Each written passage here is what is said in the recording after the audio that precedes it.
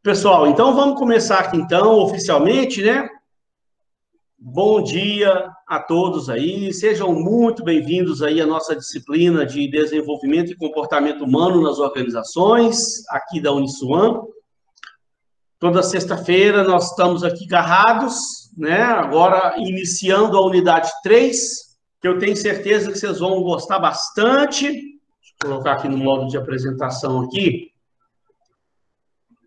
Pessoal, essa unidade eu também gosto de falar antecipadamente para vocês, pode ter, chama comportamento organizacional, é uma unidade importantíssima. São vários assuntos aqui muito bacanas. Eu gosto de chamar a atenção, às vezes tem algum assunto que você já mais ou menos viu por alto em alguma outra disciplina. Eu, por exemplo, eu tenho uma disciplina chamada Gestão de RH, que quando eu falo lá sobre essa disciplina com a minha turma, eu acho que vocês não viram essa disciplina comigo, eu acho que não, mas no período passado, das outras turmas que eu tenho, quem viu essa disciplina comigo viu eu falar muita coisa sobre personalidade aqui, sobre diversidade nas organizações.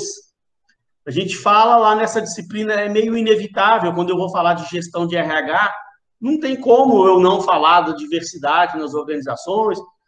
Então, às vezes, o aluno acha que a gente está repetindo coisa que já foi visto, mas não é, é porque realmente aqui também a gente aborda de uma forma um pouco diferente também, né? Acaba complementando o que a gente viu na outra lá. Então, se em algum momento você pensar, ué, parece que eu já vi essa matéria, não se preocupe não, porque é até bom que tem coisas que a gente precisa, até para dar uma reforçada, a gente precisa ver de novo, e aqui a gente se aprofunda um pouquinho mais, e aqui, ó, eu acho bem legal essa parte aqui que eu falo da personalidade aqui, deixa eu ver esse item 3 aqui, ó, valores, atitudes, personalidades, emoções, e essa parte também de diversidade nas organizações, vocês vão ver que eu faço com você uns testezinhos de personalidade muito legais, para você entender melhor uma série de aspectos sobre você, descobrir seus pontos fortes, seus pontos fracos, coisas da característica da sua personalidade, bem bacana.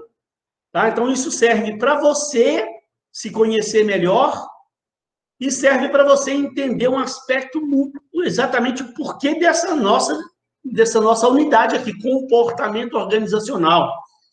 Por que eu falo tanto do quanto é difícil a gente trabalhar numa empresa e do quanto é difícil a gente comandar uma equipe, principalmente se você tem uma equipe grande para você comandar. Quando você se torna aí um líder de um setor aí, né, passa a assumir a gerência de um setor, se Deus quiser, em breve vocês vão, né, crescer na vida de vocês, na vida profissional de vocês. Vocês vão entender isso que eu estou falando, da dificuldade que é de liderar um grupo de pessoas. Por causa disso aqui, ó, diversidade. Cada um tem uma cabeça, cada um pensa de um jeito. Olhando aqui, parece que tinha alguém querendo entrar. Cada um pensa de um jeito, cada um tem uma cabeça, cada um enxerga o mundo de uma forma diferente. E a gente fica achando que uns estão com picuinha com o outro, e aquela coisa, mas na verdade não é. A gente, quando estuda mais aprofundadamente esse assunto, a gente percebe melhor que, na verdade, cada um tem uma forma de pensar, cada um usa uma parte do cérebro, a gente vai ver isso, a dominância cerebral, uns usam mais a parte esquerda da frente, outros usam mais a parte esquerda posterior, outros usam mais a parte direita da frente, outros a parte direita de trás. A gente usa o cérebro como um todo, mas tem uma predominância, que é um estudo aí que a gente vai ver chamado dominância cerebral. E isso, essa questão da gente usar mais predominantemente uma parte do cérebro, nos traz características diferentes uns dos outros. E você ainda tem as personalidades, então, tanta coisa. E ainda tem diferença de gerações. Numa empresa tem pessoas da geração dos baby boomers, tem geração X, geração Y, geração Z. A gente vai ver o que é isso, tá? Não precisa agora de ficar, ai meu Deus, o que é isso, geração X? A gente vai ver o que é isso. É interessantíssimo, é muito interessante a gente... Que é isso, é importante que a gente passa. No final dessa unidade, você passa a entender melhor como é que o ser humano funciona. E aí você passa a entender por que existem os conflitos na empresa. Toda empresa tem seus conflitos, né, internos. E como você vai lidar com isso? E quando você passa a entender isso, você compreende melhor uma forma de você trabalhar esses conflitos. E você consegue reduzir os conflitos entre as pessoas. Eliminar, não vai conseguir nunca. Falar que você vai acabar com o conflito dentro da empresa, não vai, mas vai reduzir. Né? Aí a gente vê, por isso é que é tão difícil você liderar pessoas, você, essa parte da administração voltada para o RH, por isso que eu sempre falo que é a parte mais difícil dentro de uma empresa, é você trabalhar com recursos humanos, porque máquinas, elas são todas iguais. Máquina, você dá o comando para a máquina lá, ela vai trabalhar indiferentemente do que está acontecendo. Se está com crise ou não, falta de... A máquina não tem falta de dinheiro, não tem TPM, ela não briga com as outras máquinas, ela trabalha lá. Se deu o comando certo para ela, ela vai produzir. O ser humano não é assim. O ser humano, cada um pensa de um jeito, um quer fazer de uma forma, outro quer fazer do outro, aí começa a entrar em conflito, um pensa de um jeito, outro pensa do outro. Não é porque um está de picuinha com o outro, é porque são personalidades diferentes, são dominâncias cerebrais diferentes, tem pessoas de gerações diferentes, por isso que gera esse conflito, é impressionante. E aí, quando você entende isso melhor, você consegue trabalhar isso melhor. Vou aproveitar aqui, pessoal, que eu já vou mostrar os livros para vocês, que eu vou utilizar. A gente tem um livro, que eu vou mostrar ele ali já para vocês. Deixa eu abrir meu WhatsApp aqui, que eu vou mandar ele em PDF, que a gente vai usar muita coisa desse livro, que é um livro muito bacana. Pessoal, olha lá, mandei o livro aqui para vocês, ó. Tá? Vou fechar meu WhatsApp aqui, porque senão ele fica fazendo barulhinho. Olha aqui, então, ó, o livro, pessoal, é esse aqui, ó, a capinha dele, ó. É um livro que até esse mês agora, eu quero comprar ele. Eu não tenho, eu tenho ele só em PDF, mas eu quero comprar, porque é um livro que eu li e o PDF dele, gente do céu, eu achei o livro fantástico. Aí eu fui na biblioteca um dia, tinha lá na biblioteca aqui do shopping daqui, dei uma olhada no livro e, nossa, achei o livro bom demais, mas ele é caro. Esse livro aqui na livraria, na biblioteca não, na livraria, né, do shopping, aqui, pelo menos, ele estava R$280. Mas eu quero comprar. Então, esse mês agora eu acho que vai sobrar um dinheirinho lá, que eu tenho um dinheirinho extra para receber. Se Deus quiser, vai sobrar um dinheirinho que eu quero comprar. Comportamento Organizacional. Stephen Robbins. Esse livro do Robbins aqui, gente, é muito bom. Para esse assunto, então, que a gente vai ver aqui na unidade 3, fantástico.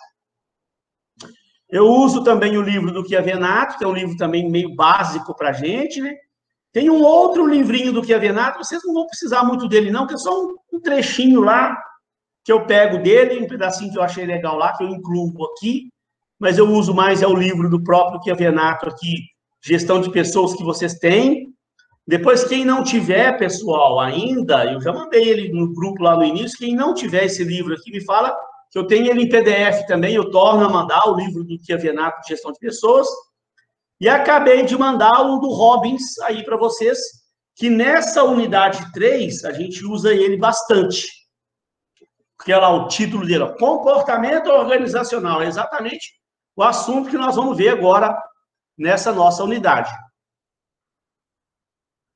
Então, pessoal, iniciado aí o assunto, vamos tocar o bonde, então. Vamos falar de comportamento organizacional.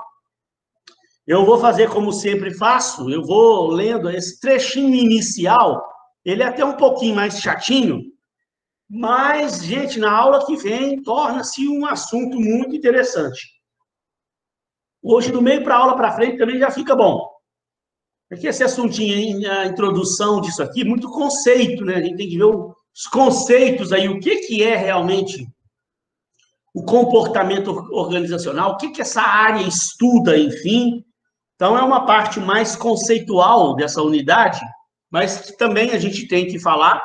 Não dá para a gente entrar no assunto já mais avançado lá, sem entender exatamente por que existe esse estudo, comportamento organizacional, né? Então, vamos lá. A gente vai lendo, vai parando, vai dando exemplos. Eu tenho vários exemplos também de vida meu aí, experiências de vida para falar para vocês. Então, o Robbins, ele fala o seguinte, ó, lá na página 6 do livro dele, ó, comportamento organizacional é um campo de estudos que investiga o impacto que indivíduos, grupos e a estrutura têm sobre o comportamento dentro das organizações, com o propósito de utilizar esse conhecimento para melhorar a eficácia organizacional. Então, pessoal, olha só. Só chamar a atenção aqui de vocês para uma coisa, ó. A gente vai ver aqui, ó, comportamento dos indivíduos, dos grupos e a estrutura. O que ele quis dizer aqui com a estrutura? A gente vai estudar nessa unidade também, tem uma parte aí que a gente passa a falar sobre cultura organizacional. Vocês já devem ter visto isso em algum lugar também.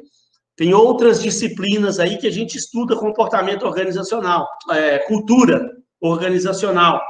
Mas aqui a gente não vai repetir o que você viu lá, não. A gente aborda de uma forma diferente. Um estudo vai complementando o outro e vai abrindo ainda mais a sua mente para você entender isso aqui. E a importância desse estudo aqui, né? Porque a cultura da organização, ela também é importantíssima para você poder trabalhar. A gente sabe que não adianta você contratar um funcionário excelente se ele não se adapta à cultura da empresa. E isso é uma coisa que acontece. Sabe, o funcionário vem de uma outra cultura, de um outro tipo de empresa, com uma cultura diferente da empresa de cá, e chega aqui, ele não se adapta bem à cultura ali, e acaba daqui a pouco ele está saindo da empresa, indo buscar outro lugar para trabalhar, porque não se adaptou à cultura. Então, a gente tem que ver também como é que isso funciona, né? Tem aquela parábola de Jesus Cristo que tem na Bíblia, da parábola do semeador, né? Então, tem vários significados, né? E se você parar para analisar, dá para você aplicar isso dentro de uma organização também. Que lá na Bíblia, a gente sabe que Jesus está falando ali da palavra de Deus, né? Ele quer falar a palavra a semente, quando cai no solo fértil, ela fecunda. Quando ela cai num solo não fértil, por melhor que seja a semente, se você plantar ela num solo que não seja fértil, ela não vai fecundar, não vai produzir, não vai dar frutos.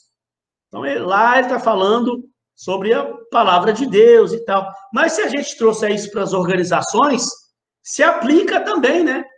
Você tem um funcionário excelente, um camarada muito bom, que é a semente, mas num solo que não seja fértil, ele não vai produzir frutos, não vai germinar. E o solo aqui, no caso, é a cultura da organização. Então, a gente tem que entender como trabalhar a cultura organizacional para quando chegar uma semente fértil, né, uma semente, né, boa, um talento realmente, um ser humano diferenciado, um profissional diferenciado, para que ele produza lá na sua empresa. Senão ele não vai se adaptar, não vai bater, a semente não vai dar certo com aquele solo, não vai dar frutos, e daqui a pouco o ser humano ali está escapando, o profissional está escapando para outra empresa. Então, por isso que a gente vai examinar os assuntos, vamos examinar por partes, né? Vou pegar por partes aqui. O comportamento organizacional é o campo de estudos. Essa afirmação significa que se trata de uma certa especialidade com um corpo comum de conhecimentos. Várias coisas que a gente tem que estudar, né? E a gente vai ver, então, o que estuda esse campo, então, professor? Eu estou curioso agora para saber. Sim, nós vamos ver. Mas, ó, ele estuda 3 determinantes do comportamento. nas organizações? Os indivíduos, os grupos e a estrutura organizacional, tá? Então, a gente vai ver aí que as organizações dos anos 90 para cá sofreram uma mudança muito drástica dentro de mudança nas estruturas das organizações, tá? Eu vou falar sobre isso ainda hoje, eu vou começar a falar sobre isso. Comportamento organizacional aplica o conhecimento obtido sobre as pessoas, os grupos e o efeito da estrutura sobre o comportamento, para fazer com que as organizações trabalhem mais eficazmente. A gente sabe que a gente está aqui buscando estudar, né, para aplicar o nosso conhecimento para que a empresa seja mais eficaz, produza produtos mais eficazes, atenda de uma forma melhor os clientes, seja uma empresa mais produtiva, tenha um clima organizacional mais propício ao trabalho, para que as pessoas trabalhem ali de uma forma feliz ali dentro daquela empresa e possa realmente produzir e aplicar seu conhecimento. Então, em uma definição resumida, podemos dizer que o comportamento organizacional se preocupa com o estudo do que as pessoas fazem nas organizações e de como esse comportamento afeta o desempenho das empresas. A gente quer que as empresas sejam mais eficazes, mais eficientes, tenham um desempenho melhor, né? Então, tem um exemplo aqui, gente, ó, que o autor, o Robbins, cita lá no livro dele, tá? Eu vou dar outros exemplos também, porque às vezes pode ser que você ache que o Starbucks não seja o melhor exemplo, né?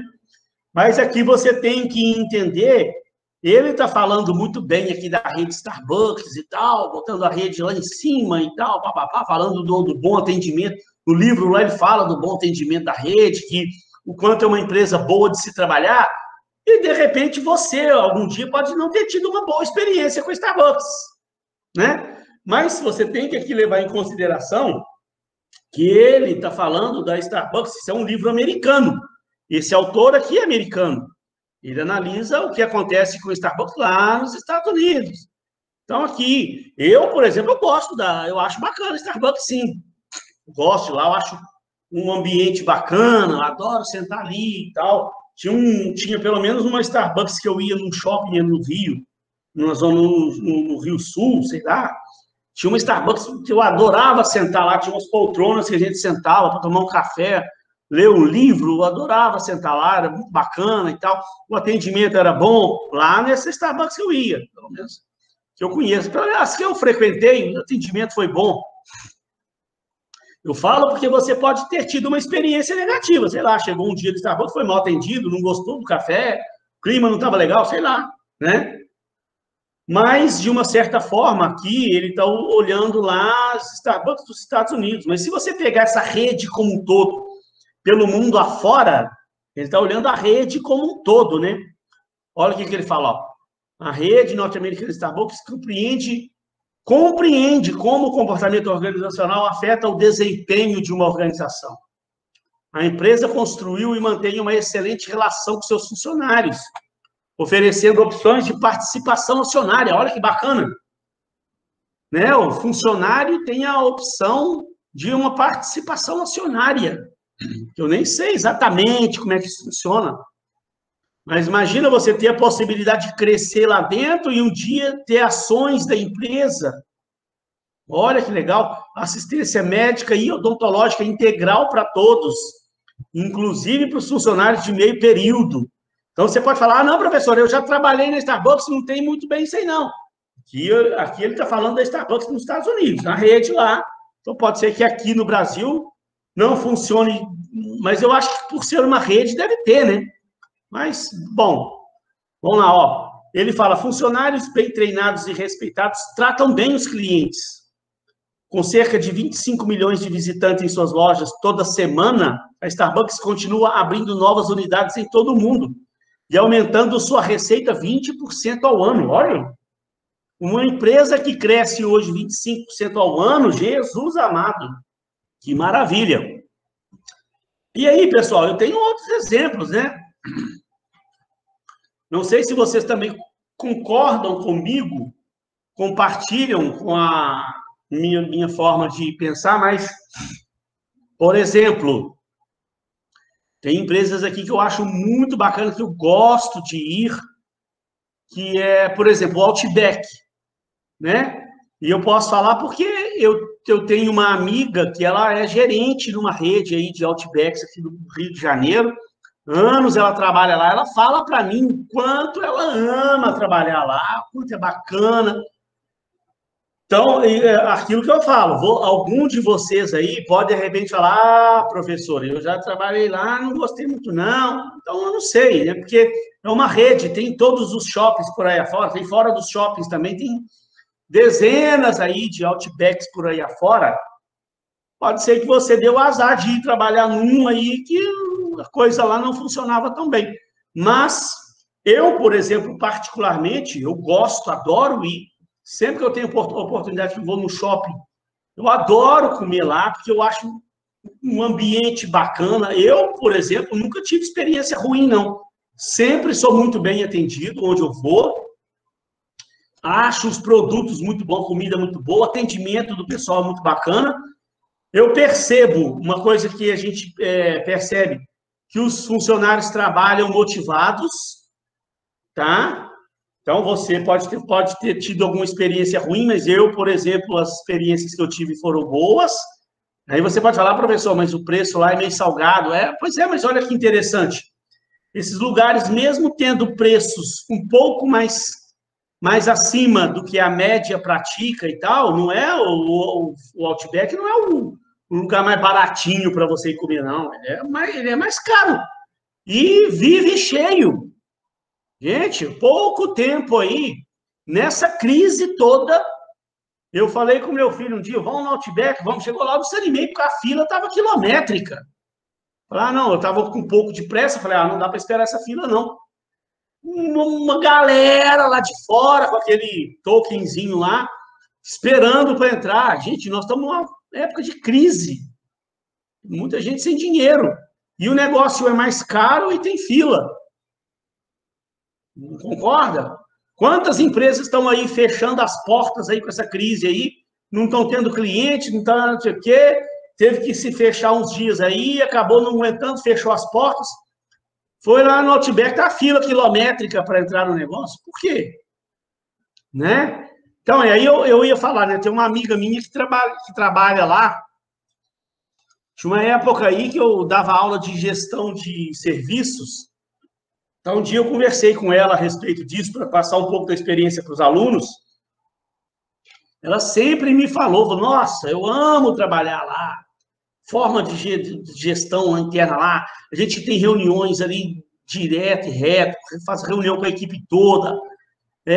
Todo mundo motivado, a empresa nos dá condições, um clima de trabalho bacana, treinamentos periódicos, tem avaliação de desempenho, tem isso, tem aquilo, a gente tem premiações, a gente tem, sabe, uma série de coisas que a gente trabalha motivado, sabe? Então, isso foi um depoimento da menina que é gerente numa das redes aí do Outback. Então, quando a gente analisa isso que eu estou falando, uma empresa que te dá condições, que te dá treinamento, que faz uma boa avaliação de desempenho, tem um sistema de premiações, de incentivos aos funcionários, sabe? Então, isso a gente está falando da cultura organizacional, não é? Essa estrutura que eu estou falando aqui, da cultura organizacional, é importantíssima. Então, a gente vai falar sobre isso também aí, tá? Mas, afinal, professor, vamos voltar aqui para o livro. Afinal, o que é comportamento organizacional? Isso aí eu tirei de um site aí que eu achei bacana, um conceito, trouxe para complementar, que é um site da IBC Coaching, que eles falam assim, ó, ele pode ser visto como um conjunto de comportamentos e atitudes praticadas pelas pessoas que compõem a empresa, tanto funcionários quanto seus diretores. E isso, gente, né? Não adianta só o funcionário estar ali comprometido. O funcionário, ele é o reflexo dos diretores da empresa, da alta administração, né? Um funcionário copia o comportamento lá da diretoria da empresa. Né? Eu já vi empresas por aí afora que os diretores destratam os funcionários, sabe? O funcionário não é bem tratado, o funcionário não é muito respeitado, não é valorizado. E aí você quer que esse funcionário trate bem o cliente, valorize o cliente, respeite o cliente? Como? Se o funcionário está ali, ele não é respeitado pela diretoria, pela alta administração, como é que ele vai passar isso para frente? É uma coisa lógica. Eu não sei como é que empresas aí ainda não entenderam isso, sabe? Para você cobrar do seu funcionário que ele trate bem o cliente, que ele atenda bem o cliente, que ele respeite o cliente, a alta cúpula da empresa lá, a alta administração, ela tem que fazer por onde? Porque o funcionário, ele é o reflexo, ele se espelha no pessoal lá de cima, lá, ó. Conforme for o comportamento do pessoal lá de cima, vai ser o comportamento também que ele vai adotar. E não adianta você querer cobrar do seu funcionário que ele atenda bem o cliente, se ele não está feliz da empresa, ele não vai atender bem. Isso é uma coisa muito lógica. Eu não sei como é que certas empresas não entendem isso. Né? Então, olha lá, tanto funcionários quanto seus diretores, e o impacto que tais condutas e costumes têm sobre o andamento e desenvolvimento da organização. Isso gera um impacto em tudo, no clima organizacional. Né, gente? Eu falo, tem empresas que eu já vi pessoas comentando já. Eu converso muito com pessoas, né? O tempo todo. Eu trabalho numa empresa de dia, dou aula à noite, então eu converso com alunos, eu converso com professores, eu converso com os coordenadores. Lá na minha empresa, eu converso com outros empresários, trabalho numa administradora de condomínio, então eu tenho contato com síndicos de diversas áreas. Eu tenho síndicos donos de clínicas médicas, tenho síndicos que são dentistas e tenho a rede de odontologia, de clínicas odontológicas. Eu tenho síndicos também, administradores de empresas que estão no mesmo ramo que eu. Tenho síndicos que são advogados, tenho síndicos de todas as áreas, você imaginar, diretores de empresas, tenho síndicos, diretores de editoras de livros, de tudo quanto é ramo que você imaginar. Então, eu gosto, isso é uma área que eu gosto, né? Sempre que eu tenho oportunidade, a gente conversa sobre o mercado de trabalho, sobre uma série de coisas, né? Então, a gente vê que realmente tem muitas pessoas por aí afora comprometidas com isso que a gente está falando, e, infelizmente, a gente vê pessoas com um comportamento meio retrógrado ainda, com uma mentalidade meio atrasada, né? Então, dessa maneira, o comportamento organizacional influencia todo o clima. Ah, eu lembrei, eu ia falar aqui, eu me esqueci o que eu ia falar. E aí eu converso com pessoas, quando a gente entra em determinados assuntos parecidos com isso aqui que eu estou falando, aí sempre tem um que fala, gente, eu também, ela fala comigo, eu também, Eduardo, observa essas coisas também. E fala, outro dia eu cheguei na empresa tal aí, o síndico me falando lá, chegou na empresa, ele já sentiu, logo que ele entrou, já sentiu o clima. Parecia um clima de velório. Parecia que tinha morrido alguém dentro da empresa.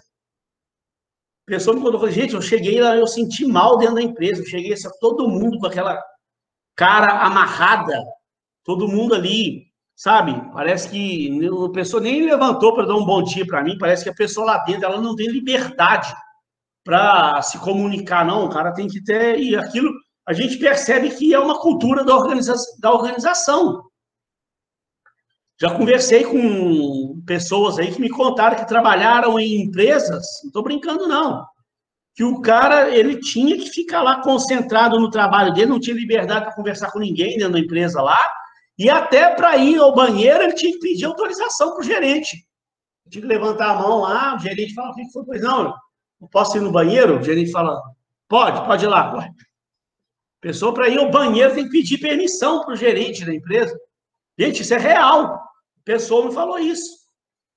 Sabe? Então, isso é a cultura da empresa, né? Não é que tem que ser de qualquer jeito bagunçado, a pessoa pode ficar lá. Né? Tem uma coisa muito interessante, pessoal. Laura, isso acontece. Tem um livro do Mário Sérgio Cortella, que eu até tenho ele aqui, chama Qual é a Tua Obra? Ele, no livro dele, tem um vídeo dele que ele fala sobre isso. Ele fala assim, ó, gente, o problema maior dessas empresas é que elas acham que para a coisa ser séria, tem que ser aquele ambiente tenebroso ali. O funcionário não pode ter liberdade, não pode conversar, não pode fazer nada. Aí ele fala, não é assim. Para ser sério, não precisa ser triste.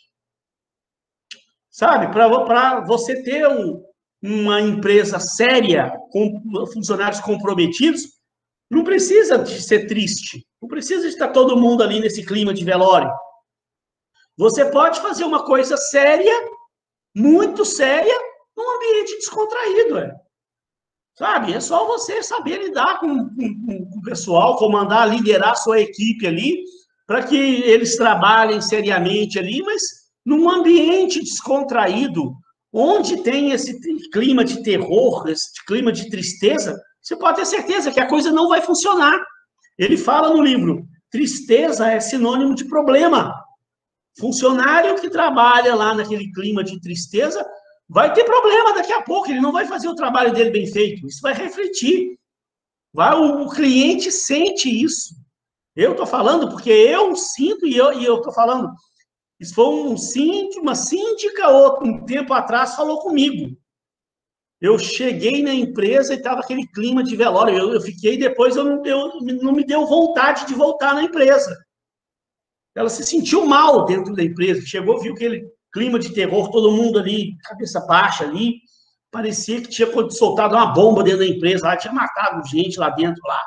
Que clima de velório dentro da empresa. Isso aí é sinônimo de problema.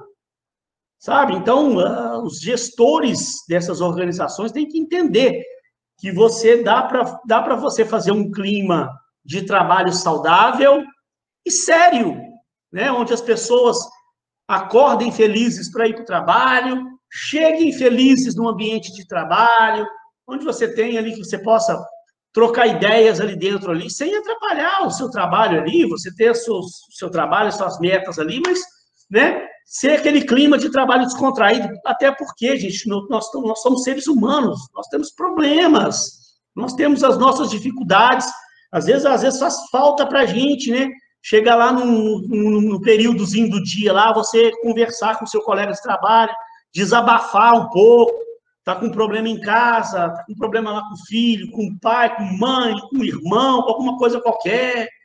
Todos nós temos problemas. Nós vivemos constantemente a nossa vida que parece que a gente não consegue se livrar dos problemas.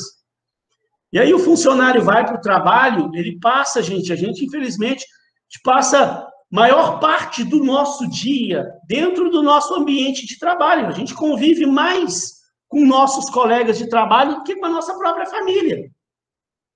Porque você, na verdade, sai de casa com o dia amanhecendo, tem gente dormindo ainda, nem viu direito seus familiares, vai para o trabalho, e às vezes você chega em casa às 8h30, 9h da noite, mal dá tempo de ver seus familiares, conversar com seus familiares, já tem que dormir, porque no outro dia tem que acordar cedo. E aí você passa o dia inteiro, passa a maior parte do dia dentro do seu ambiente de trabalho, mais com seus colegas, você passa mais tempo com seus colegas de trabalho do que da sua própria família.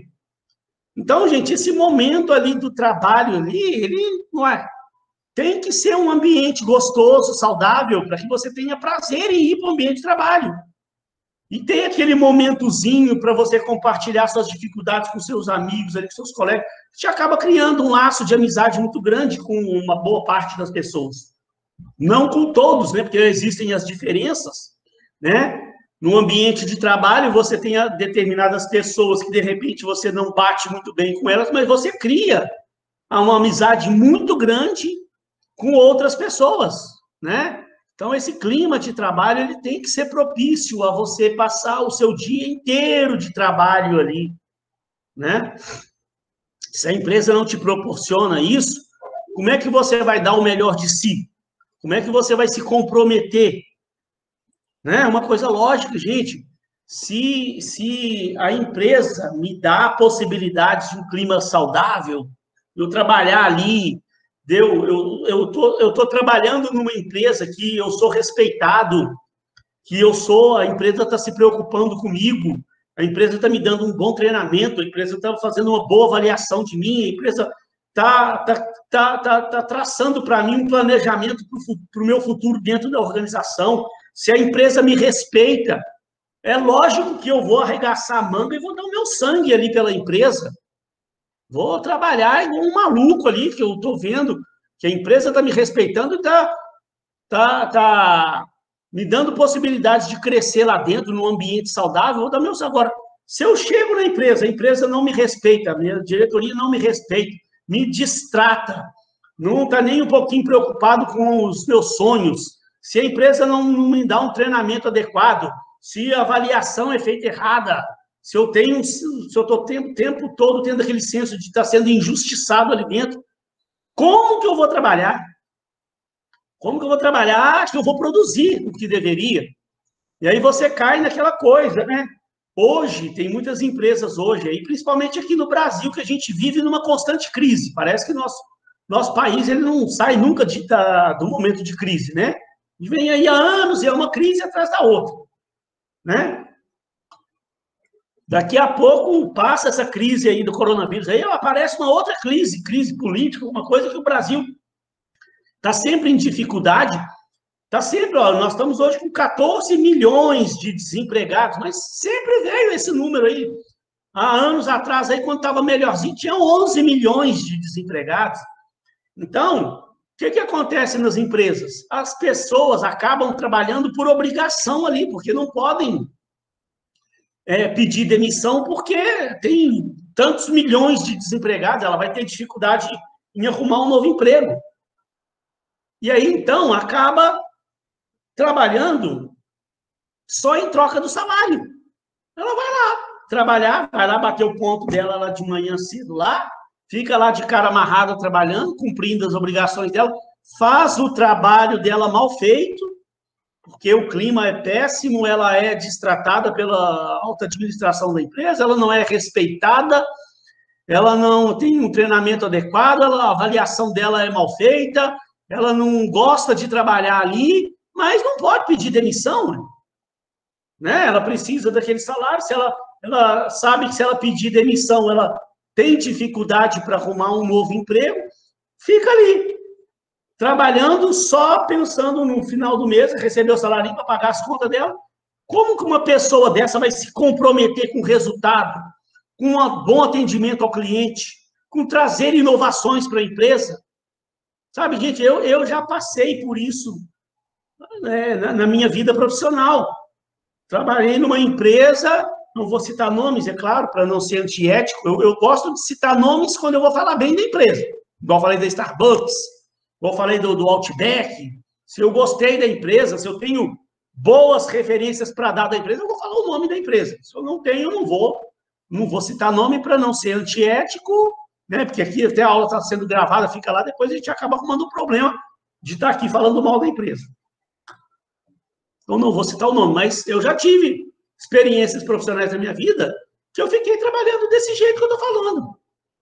Chegou um ponto que eu vim falando, gente, essa empresa não dá mais, eu não estou bem aqui. Mas eu também não, eu tenho meus filhos, eu também não podia sair pedindo demissão. Falei, eu vou ficar de olho numa outra oportunidade. A hora que aparecer uma outra oportunidade, eu peço demissão aqui e saio. E aí fiquei um longo período lá ainda, esperando uma boa oportunidade surgir. Aí naquele período que eu fiquei lá, eu ia dar o meu sangue pela empresa? Não. Eu ia me comprometer realmente com a empresa? Não. Eu ia ter prazer em atender cliente? Eu atendia porque eu gosto de atender bem cliente.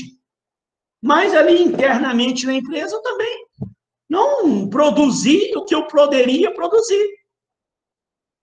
E aí, a primeira oportunidade que surgiu, eu voltei lá no diretor, muito obrigado, também não aconselho ninguém a sair de portas fechadas, deixa a porta aberta, entendeu? Nesse período que eu fiquei lá, eu não dei o meu sangue, mas eu também não comprometi nada, não comprometi o trabalho da empresa, eu fiz o que eu tinha que fazer, eu não fiz além do que eu podia fazer, né?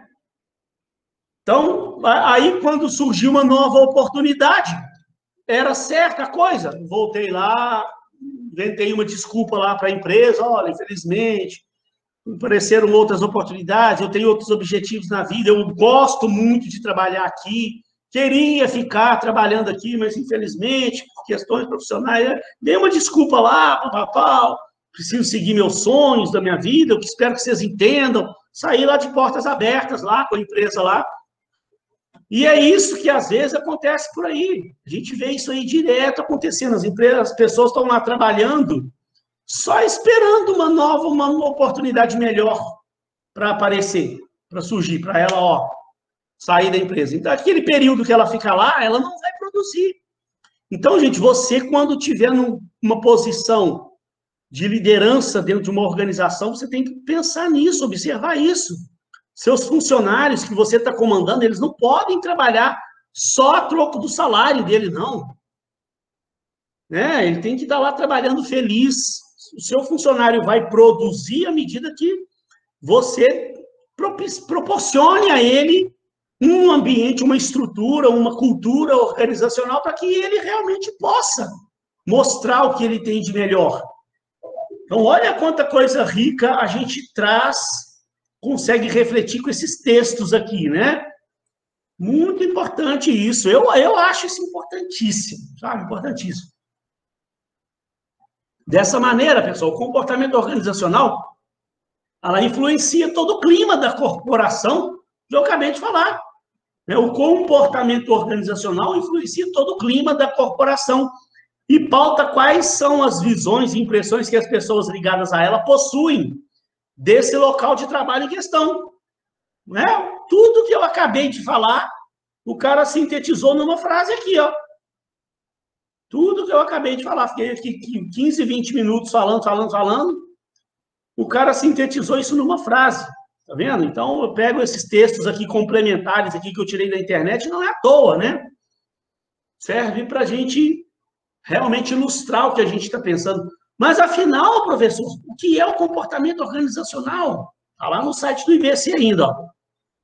Entender o comportamento organizacional é fundamental na dinâmica de manutenção e melhoria dos processos de gestão de pessoas, pois baliza o trabalho dos líderes e confere a estes a possibilidade de prever e, especialmente, evitar problemas individuais ou coletivos entre os colaboradores, bem como estruturar métodos de liderança e estratégias de gestão efetivas para o alcance de metas e resultados desejados.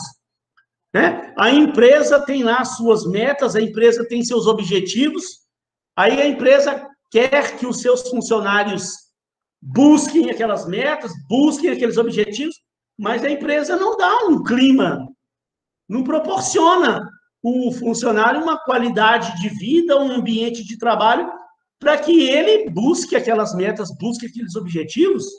Então, o que a gente vê isso aqui, conversa, tenho certeza que todos vocês aí na cabeça ficam passando, isso é lógico, né? Claro que deveria ser assim, mas, infelizmente, eu não sei por que não é. Tem muita empresa fazendo a coisa certa. Não estou também querendo generalizar, né? Eu não estou querendo falar que toda empresa faz a coisa errada, não. Tem muita empresa aí, igual eu citei exemplo, o Outback, nós vimos ali Starbucks. Tem uma outra empresa bacana, tem uma outra empresa muito bacana, que uma vez eu estava fazendo uma pós-graduação, e era sobre essa matéria, gestão de serviço. E aí o professor passou um trabalho para a gente, que foi um trabalho muito bacana, que foi um trabalho de campo. Dividiu em 3 grupos a turma, e cada turma, 3 grupos, cada grupo pegou uma empresa para analisar sobre essa questão de atendimento, de serviço, como é que era o serviço da empresa, para a gente poder entender como é que era o clima organizacional, para a gente poder entender se as pessoas estavam ali trabalhando felizes e tal. E depois a gente tinha que trazer o trabalho para apresentar lá na sala lá e tal. Então, deu 3 empresas. E o professor passou essas 3 empresas, porque ele já sabia, de propósito, ele sabia que tinha uma que ia ser muito mal avaliada, que também eu não vou citar nome. Tinha uma que era mais ou menos. E tinha uma, que aí eu vou citar o nome dela, que foi excelente. Foi até o meu grupo que pegou para falar sobre essa empresa, que era a Centauro Sport, que também, gente, ó, eu falo aqui, né, Foi um trabalho que nós fizemos. Nosso grupo foi lá num shopping, fez um trabalho de campo, e o resultado que nós apuramos lá do trabalho que a gente tinha que avaliar foi muito bem avaliado. Então, você pode algum dia ter tido uma experiência ruim com a Centauro. Então, mas todas as vezes que eu fui até a Centauro para comprar alguma coisa, depois disso eu fui várias vezes, a minha experiência foi boa. O que eu estou querendo dizer? Olha, é bom para a gente ilustrar aqui o que a gente está falando, né?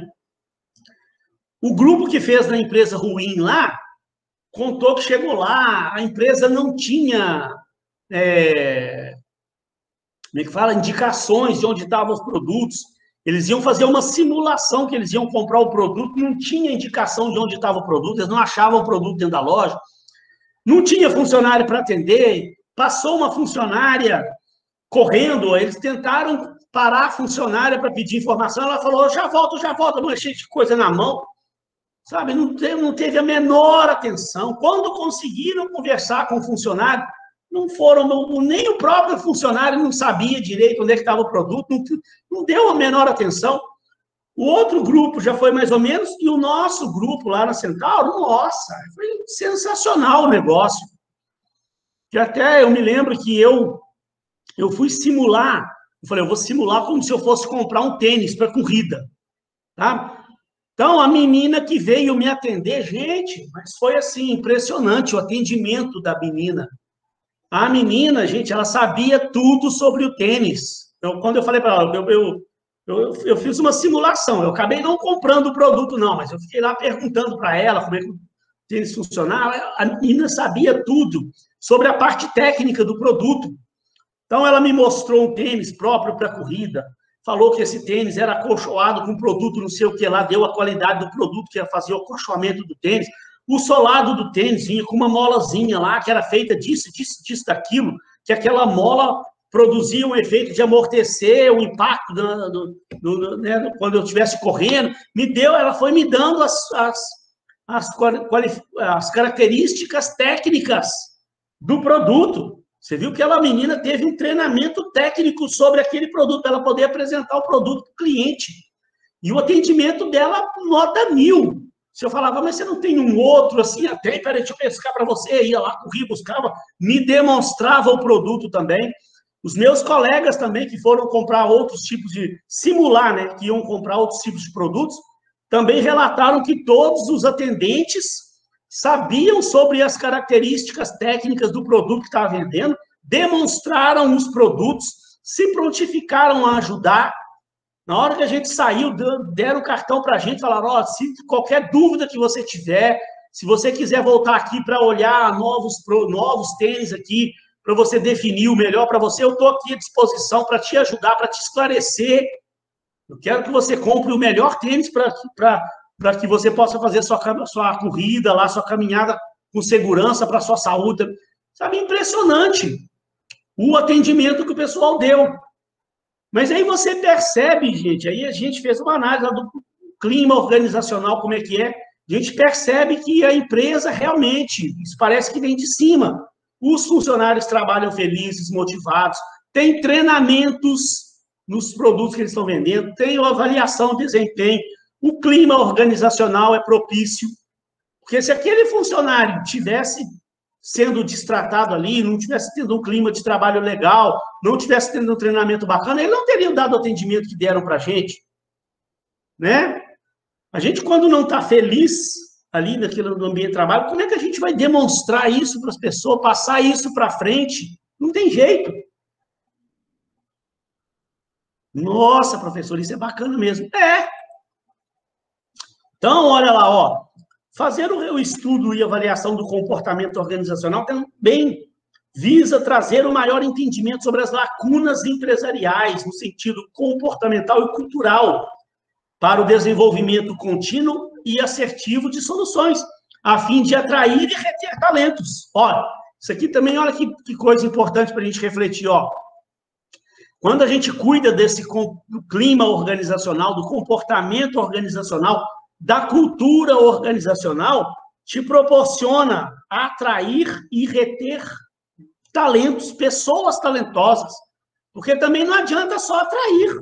Tem empresas aí que eu já vi que, num determinado momento, atraíram profissionais excelentes para a empresa, só que não durou também.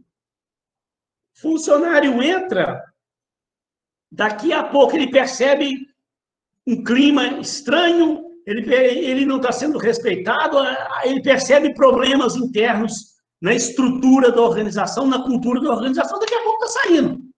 Porque bons talentos, né, gente, não falta espaço no mercado para ele, não. O cara não gostou aqui da empresa e é talentoso, ele começa a mandar currículo para lá, para cá, daqui a pouco tem outra empresa interessada nele. E ele vai embora. Então, tem empresas que conseguem atrair talentos, mas não conseguem reter.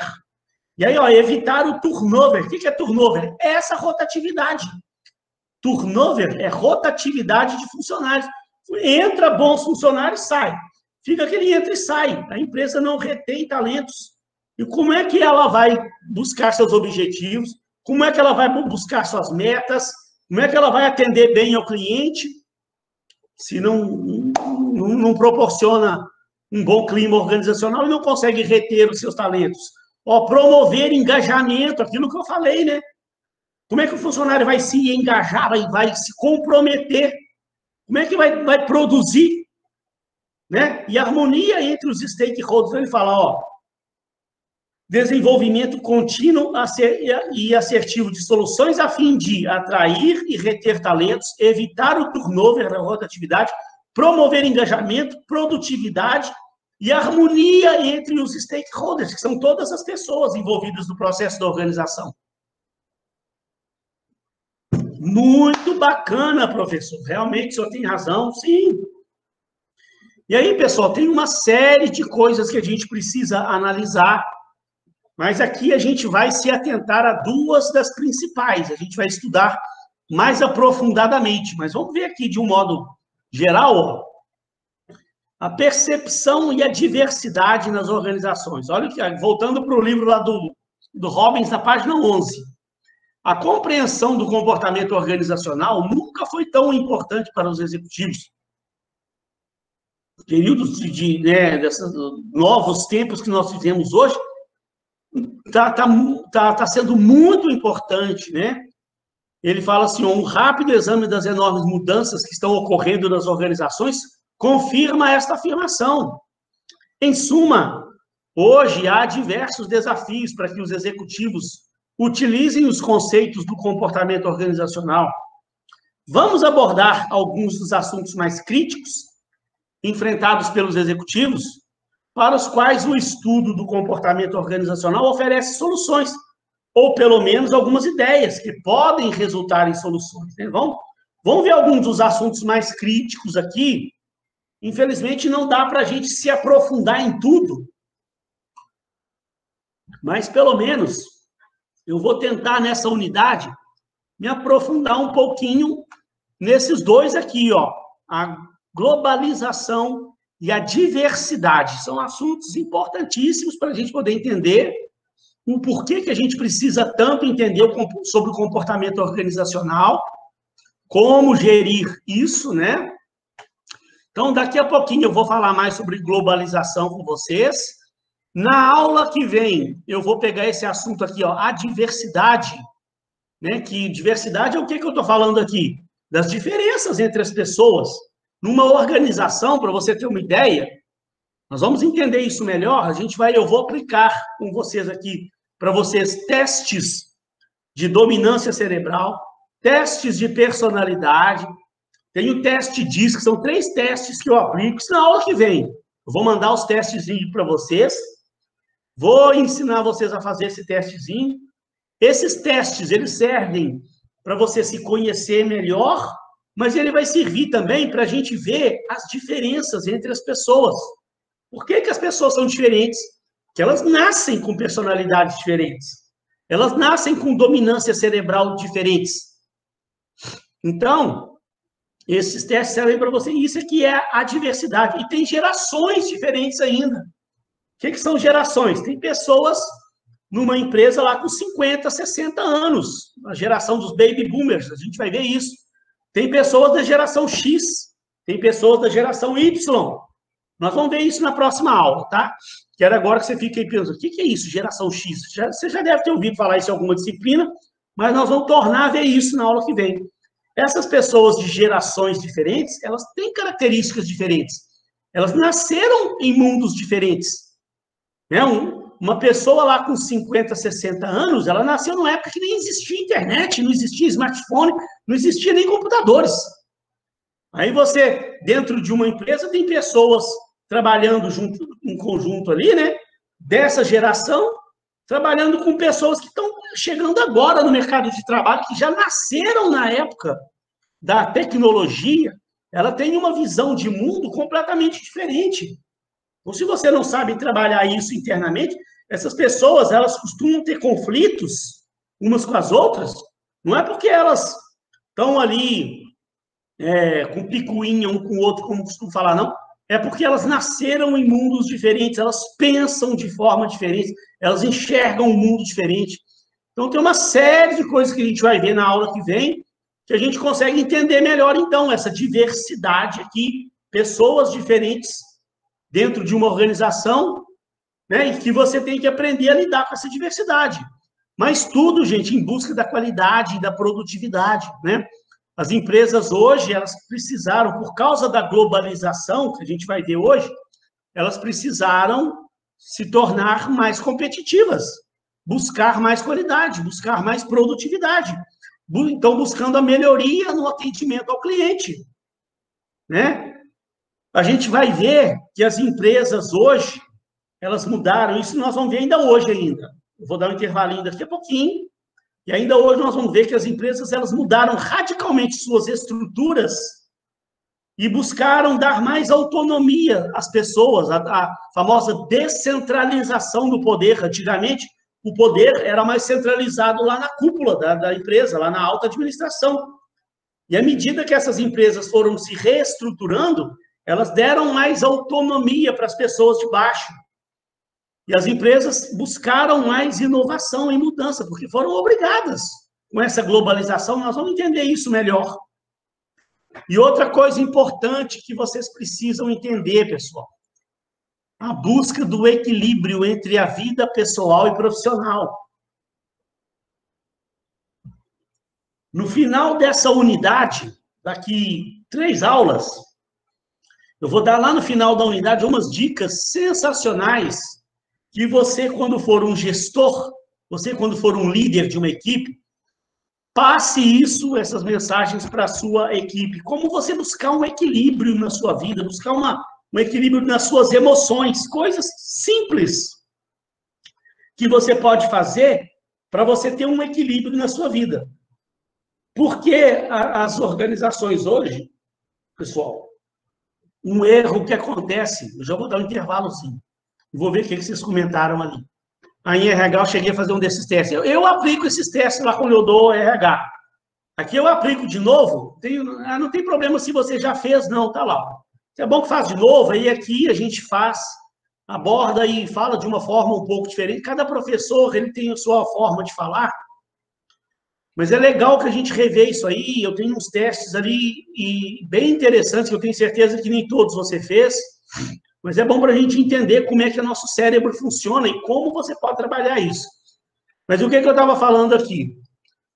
As empresas modernas hoje, elas estão buscando trabalhar nos seus funcionários um equilíbrio entre a vida pessoal e vida profissional. Não é que a gente quer dar pitaco na vida da pessoa, não. Na vida pessoal, né? Tinha um gerente que eu trabalhei com ele há muitos anos atrás, que ele falava, eu não tenho nada a ver com a vida pessoal do meu funcionário. Eu penso completamente diferente. Se eu sou gestor de uma empresa, eu já falei isso com vocês, né? Eu quero me preocupar com a vida pessoal dos meus funcionários, sim. Não é para dar pitaco, não. Não é para ficar lá me intrometendo na vida dele, me intrometer na vida da menina com seu marido lá. Não, não. Não é isso. Mas eu estou preocupado com a qualidade de vida do meu funcionário. Eu quero que o meu funcionário esteja feliz. Eu quero entender como é que ele está com seus aspectos pessoais da vida dele. Não é para dar pitaco, mas é para eu poder tentar ajudar de alguma forma. Eu não falei aqui que nós temos problemas, todos nós temos as nossas dificuldades do dia a dia. Eu tenho os meus problemas, eu tenho filhos, né? Eu tenho famílias, de vez em quando a gente perde entes queridos, perde pessoas, a gente tem nossas dificuldades, a gente passa por dificuldades financeiras, uma série de coisas. São diversos tipos, são problemas do nosso, da nossa, tão normais na nossa vida, todos nós passamos. Então, quando eu tenho a minha equipe que eu estou comandando lá, eu quero ajudar. Como eu falei, não é para dar pitaco, mas é para ajudar a pessoa a superar os seus desafios que a vida lhe proporciona. Então, eu tenho que me preocupar, sim. A empresa precisa se preocupar a ajudar a pessoa a buscar um equilíbrio entre a vida pessoal e vida profissional. Tem empresas hoje aí que eu vejo de vez em quando aí, eu vou dar uma consultoria, converso lá com os funcionários da empresa, me relatam que o funcionário não tem tempo para nada. A vida dele é só trabalhar. A empresa, ela arranca o couro do funcionário como pode. O cara é obrigado a estar lá 8h30 da manhã, bater ponto, e é uma carga de trabalho pesada o dia inteiro, e na hora de sair, tem aí, a empresa obriga o funcionário a ficar lá à noite, e às vezes nem paga a hora extra. O cara é obrigado a ficar lá até 7, 8 horas da noite lá, para acabar de pôr o trabalho em dia, porque o cara está com excesso de trabalho. Ou, às vezes, vai embora para casa e leva trabalho para casa. Camarada, gente, eu estou falando, não é brinquedo, não. Se eu vi isso há pouco tempo aí no mercado aí. A menina vai embora para casa, leva o trabalho, um monte de coisa para casa, chega em casa, janta, fica lá acabando de fazer o trabalho dela. Aí, final de semana também. A pessoa não tem tempo, não. Aí a pessoa não tem, a mulher não tem tempo para o marido dela, ou o marido não tem tempo para a esposa. E final de semana, que era para estar pensando no seu lazer, no seu descanso, tá em casa trabalhando, se matando de trabalhar. Então, a pessoa tem que ter um equilíbrio. A empresa, ela tem que enxergar isso. O meu funcionário está sobrecarregado. Pouco tempo, conversei com uma menina que ela me relatou, que ela está precisando tirar férias, e o diretor lá da empresa dela lá falou que não vai dar férias, não. Vai ter que continuar esse ano aí, que não pode abrir mão dela, não é época dela tirar férias, ela vai ter que esperar. E a menina falou, eu estou a ponto de ter um troço, sentir um piripaque aqui, daqui a pouco eu morro, e a empresa não quer me dar férias. Então, gente, tudo tem um limite. Né? Você tem que exigir do funcionário? Tem, o funcionário tem que se comprometer, tem que tal, mas também ele tem que ter um momento para a família dele, ele tem que ter um momento de lazer dele, né? Acordar no sábado, quer ir para a praia, quer ir no shopping, quer dar um passeio, almoçar com a família, camarada chegar de noite em casa, almoçar, chegar de noite em casa, jantar com a família, então, com tempo de dar atenção para a esposa, assistir lá uma série com o filho. Tem que ter esse momento, a pessoa não pode se matar, viver se matando de trabalhar. Tem que haver um equilíbrio entre o pessoal e o profissional. E a empresa, ela tem que ajudar o funcionário. Ajudar o funcionário nisso, entender se o funcionário está sobrecarregado ou não, se precisa de contratar mais gente ou não. Né? Infelizmente, tem muita empresa fazendo a coisa da forma certa, como essas empresas que eu citei aí hoje, mas tem muita empresa por aí não fazendo. E só para encerrar, para eu dar um intervalinho, a parte ética, né, do comportamento ético. Às vezes, gente, a gente dá muito pouca atenção para isso, quando deveria dar mais atenção à ética profissional. Tem algumas, eu não vou me estender demais aqui falando de ética, mas você, em algum momento da faculdade, do seu curso, tem matérias falando muito sobre ética. Quando eu fiz faculdade, eu tinha uma disciplina, ética empresarial. Um semestre inteiro falando sobre a ética. Muito importante, né? Comportamento ético. Mas aqui, infelizmente, eu não tenho tempo para abrir um espaço para falar, mas é importante você estudar esse assunto aqui para trazer isso para dentro da sua organização. Pessoal, vou dar um intervalinho até rápido, 5 minutinhos, e quando eu voltar, eu vou pegar esses itens aqui, globalização, hoje eu vou falar um pouco sobre isso, a evolução das empresas, eu vou falar sobre a mudança que ocorreu drasticamente nas empresas a partir dos anos 90, que aconteceu o processo de downsizing, reengenharia. Então, eu falo sobre isso aqui até aqui, ó. E aí deixo para a próxima aula eu falar sobre a diversidade da força de trabalho. A gente fala de gerações, diferenças de personalidade. Na aula que vem falo sobre os testes que a gente faz de personalidade. Então, depois do intervalinho eu volto para falar sobre a evolução das organizações e alguns assuntos bem interessantes. Beleza, pessoal? Já já eu estou voltando. Pessoal, então vamos dar sequência aqui. Depois a gente conversa mais um pouquinho. Vamos lá, que eu tenho um assunto bem legal para a gente encerrar a nossa manhã de hoje, que é eu falar um pouquinho sobre globalização com vocês e o que aconteceu com as empresas nos últimos anos. Em primeiro lugar, a gente precisa entender o processo. Vou tentar falar de uma forma rápida aqui o que aconteceu com as empresas durante o último século, né? A evolução que essas empresas tiveram, que é muito bom você entender esse processo evolutivo para a gente entender hoje por que as empresas hoje estão do jeito que estão, o que aconteceu, né? Em primeiro lugar, pessoal, você tem que entender, já que nós vamos falar ver esse evolutivo das empresas, vamos entender como é que essas empresas surgiram, né? Porque empresas, elas não existem desde que o mundo existe, não, né? A gente teve, vocês estudaram lá, a Revolução Industrial, lá na 7ª série, 6ª série, 7ª série, vocês devem ter estudado a Revolução Industrial, né? Deixa eu só confirmar aqui se está gravando direitinho, tá? Pois eu vou ler o que você escreveu ali. Agora deixa eu aproveitar que eu já comecei aqui, depois eu vou ler lá o que você escreveu. Olha lá, esse processinho evolutivo, isso começou como? Lá nos anos 1850. Vocês estudaram lá, em 1850 teve o quê? A Revolução Industrial. Até então, não existiam as indústrias que existem hoje pelo mundo. Existia o quê em 1850? Eram chamadas grandes oficinas, manufaturas. Aqueles trabalhos manufatureiros feitos à mão, não é? Então, existiam grandes oficinas. E com a Revolução Industrial, as máquinas vieram para dentro das empresas, né? E aquele processo produtivo, então, começou a sofrer uma mudança muito grande, né? Todo aquele trabalho que era feito à mão passou a ser feito pelas máquinas. Então, vocês devem ter estudado isso lá na 6ª série, 7ª série e tal. Quando a gente estuda teoria geral da administração, a gente vê isso aqui também. Aqui eu estou falando, tentando ver de uma forma bem resumida para a gente poder entender o contexto do que nós estamos falando aqui hoje, né? Então, o que acontece? Mais ou menos por volta dos anos 1900, então, que a gente pode dizer que a gente entrou na era da industrialização clássica. Foi quando realmente surgiram as grandes indústrias pelo mundo. Não existe uma data precisa, né? Uma datazinha de aniversário, mas por volta aí dessa mudança de século, 1900, mais ou menos. Nessa época, pessoal, que surgiram as grandes indústrias, as grandes empresas, para você ter uma ideia, não existia RH. Não existia RH. Naquela época surgiram os DPs. Por quê?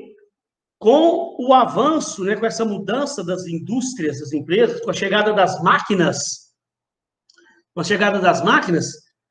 foram necessárias a contratação dos seres humanos para tocar as máquinas. Mas o ser humano, eles tinham muito pouca importância nas organizações.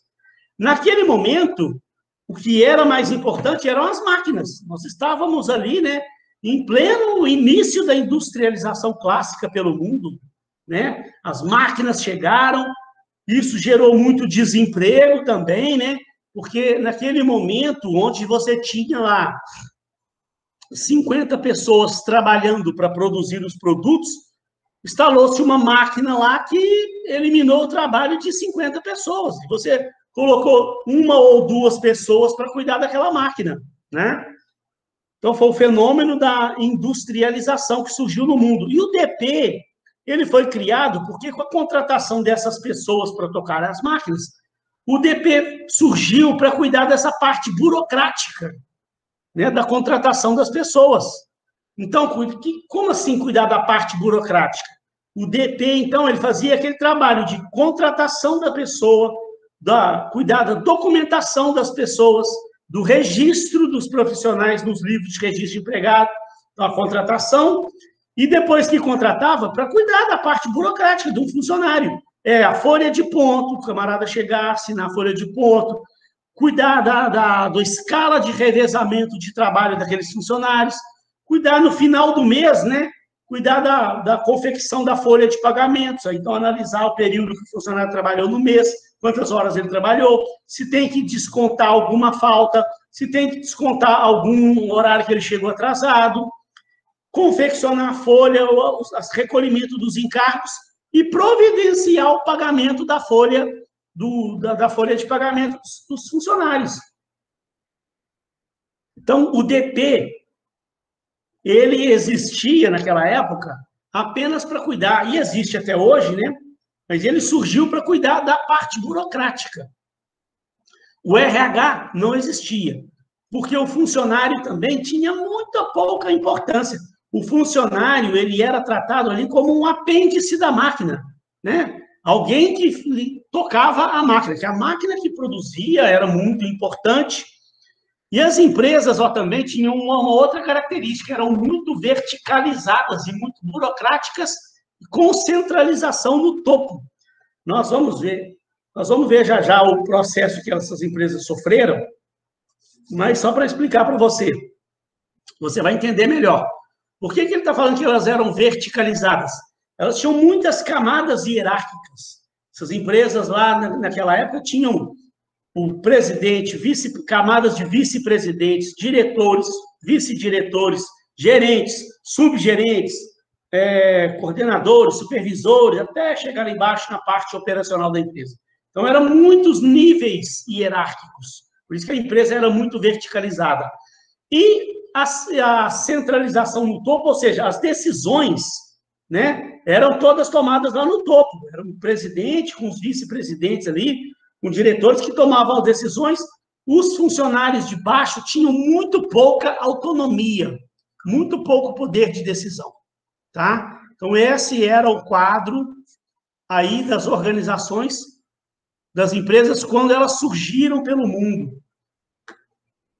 A chamada industrialização clássica. Com o avanço, né, veio avançando devagarzinho essas empresas, né? Por volta dos anos 1950, também não existe uma data precisa, a gente fala por volta de 1950, foi mais ou menos nesse período, essas empresas começaram a sofrer mudança, e começou a haver um avanço dessas empresas aí, né? A principal característica, viu, que a gente pode falar, foi o surgimento do RH, porque aqui o ser humano ele começou a ter uma importância maior dentro das organizações. Nesse período aqui, pessoal, na década de 50 e 60, começaram a surgir os computadores. 50, 60, 70, começaram a surgir os computadores, que até então, apenas as grandes organizações, órgãos governamentais, que tinham ainda acesso a esses primeiros computadores. Eram computadores muito arcaicos ainda, né? Se você já estudou um pouquinho da evolução dos computadores, você já deve ter visto. Esses primeiros computadores que surgiram no mundo eram gigantescos, pesadíssimos e com muito pouca capacidade, pouquíssima capacidade de processamento. Só para você ter uma noção, né? Os primeiros computadores que chegaram aí nos anos 50 e 60, eles eram monstruosos em termos de tamanho. Você tem uma noção, a sua sala de aula, pensa você dentro da sala de aula. Um computador, gente, ele ocupava metade de uma sala de aula. Era muito, muito, muito grande. Pesava toneladas. E para você ter uma ideia, hoje um celular que a gente usa hoje, um smartphone, têm uma capacidade de processamento infinitamente maior do que aqueles primeiros computadores que surgiram no mundo, tá? Mas eles foram o início de uma revolução aí, né? Os computadores vieram chegando, o ser humano começou a ter uma importância maior dentro das organizações, e por isso surgiram os RHs, que trouxeram novas operações básicas, como recrutamento e seleção, treinamento e desenvolvimento, avaliação de desempenho, política de cargos e salários. Outra coisa, as teorias da liderança começaram a evoluir. Elas começaram a evoluir nos anos 40, começaram a surgir novas teorias sobre a liderança. Então, esse processo veio evoluindo, por isso que a gente passou a dizer que nós entramos numa era da industrialização neoclássica, né? uma nova industrialização aí. Mas a grande mudança mesmo, o grande marco, foi a partir dos anos 1990. Por quê? Né? Vamos entender esse contexto, então. O que aconteceu nos anos 1990? Aqueles primeiros computadores que surgiram, que ainda eram muito arcaicos, eles sofreram uma evolução muito grande a partir dos anos 1990. Surgiu o computador pessoal, o PC. O computador reduziu drasticamente de tamanho, aumentou drasticamente a capacidade de processamento de dados dele, mas a grande mudança mesmo, pessoal, ela surgiu em função da chegada da internet, que foi a partir dos anos 1990. Até os anos 1980, já existia a internet, mas a internet ela ainda estava em fase de teste, ainda era usada por órgãos governamentais lá desses países mais evoluídos, como Estados Unidos, Europa.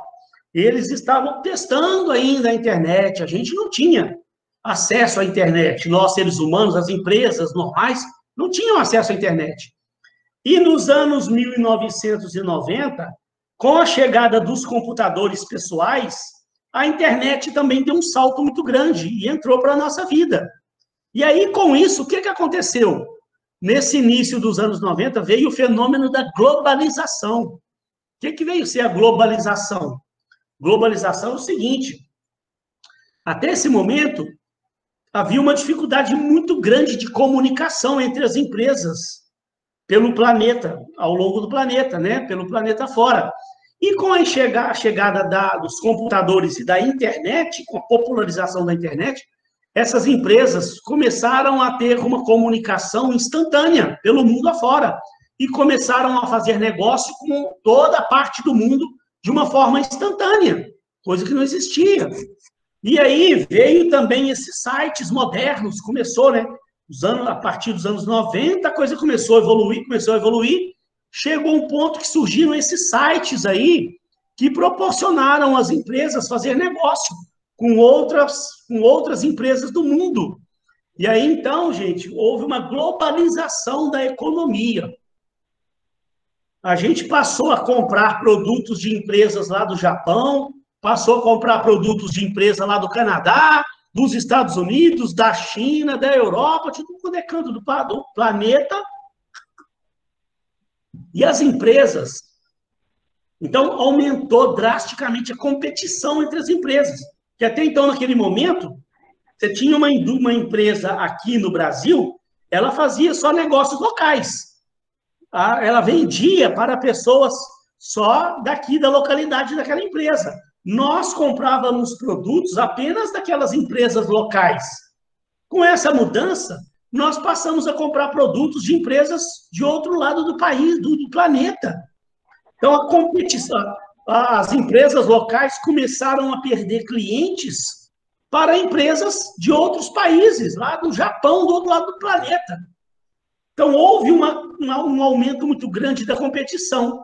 E aí, as empresas elas se viram obrigadas a se reestruturar drasticamente e tal. Então, as empresas passaram por processos, gente, muito famosos, que você tem que entender esses processos aqui, que eles fazem parte desse contexto todo, que a gente está falando, e você tem que entender esses processos, a importância deles, que é o processo de downsizing e a reengenharia. Quem de vocês aí estudou em outra disciplina o que é o downsizing, o que é a reengenharia? Alguém viu isso aí? Algum de vocês aí viu em outra disciplina? Saberia explicar? Eu não quero que explique, não, só estou perguntando. Saberia explicar o que é um processo de downsizing? Qual a diferença do downsizing com a reengenharia? Alguém saberia?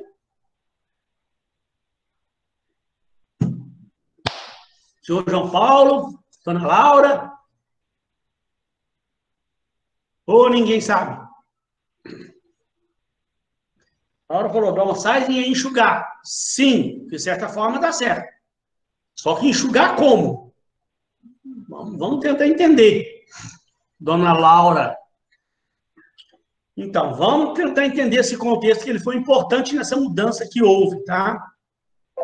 E aí, com todo esse contexto também, houve uma mudança muito grande na área de RH. Olha, a área de RH, ela até mudou o nome para gestão de pessoas. Foi uma evolução muito grande, porque o que aconteceu? Todas essas mudanças com a globalização,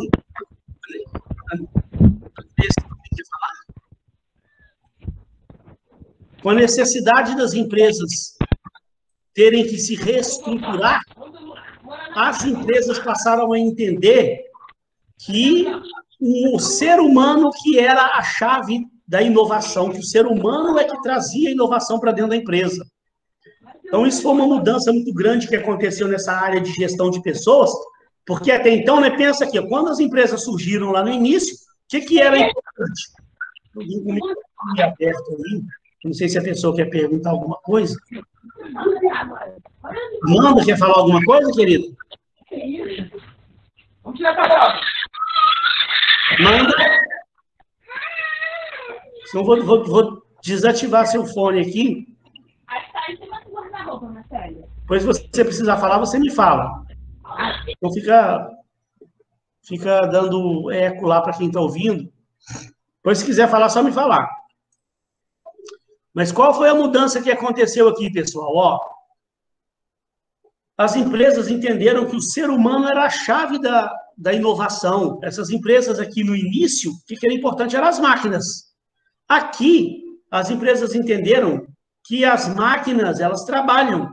Mas quem comanda as máquinas, quem cria as máquinas, quem cria as inovações, são seres humanos. Até porque aqui agora surgiram as novas tecnologias.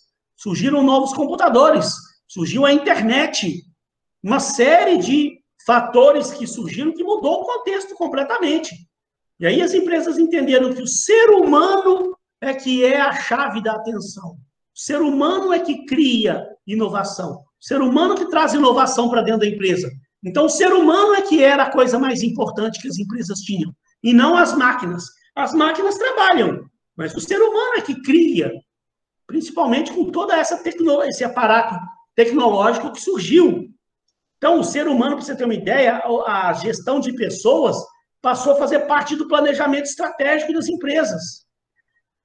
E as empresas se viram obrigadas a se reestruturar. Teve que enxugar custo, como a Laura falou. Realmente, o downsizing, ele tem a ver com enxugamento, sim, mas dentro de um contexto, olha só. Mas, em primeiro lugar, não é só enxugar custo, não. É o seguinte, a empresa se tornar mais eficiente, a empresa se tornar mais flexível, melhorar a comunicação dentro da empresa. Então, para você ter uma ideia, como eu falei, ó, aquelas primeiras empresas que surgiram no mundo, elas eram muito verticalizadas, ó, tinham muitas camadas hierárquicas, ó. Você tinha lá naqueles organogramas da empresa o presidente, aí vinha uma camada inteira de vice-presidentes. Você tinha o vice-presidente financeiro, vice-presidente de RH, vice-presidente de marketing, vice-presidente de produção, vice-presidente de logística, uma série de vice-presidentes. Aí depois vinha uma camada de diretores, diretor financeiro, diretor de RH, diretor de produção. Aí vinha uma outra camada, vice-diretor financeiro, vice-diretor de RH, vice-diretor de não sei o quê. pôs uma camada de gerentes, gerente financeiro, gerente de RH. Aí vinham subgerentes, subgerente financeiro, subgerente de RH, subgerente de marketing, depois supervisores, depois a parte operacional. Então, dá para você perceber aqui que essa empresa antiga, ela era muito burocrática. E outra coisa, ó, as decisões eram tomadas só aqui em cima. E olha a distância da alta administração para o pessoal operacional. A empresa não se conversava. Pessoal daqui de baixo, supervisores e operacional, não tinham contato nenhum com o pessoal lá de cima. Então, gente, a comunicação também era muito arcaica, era muito burocrática. Por exemplo, e o pessoal de baixo não tinha autonomia. Então, vamos dar um exemplo, né? O pessoal daqui de baixo, o operacional, era que estava em contato com o cliente, atendendo o cliente.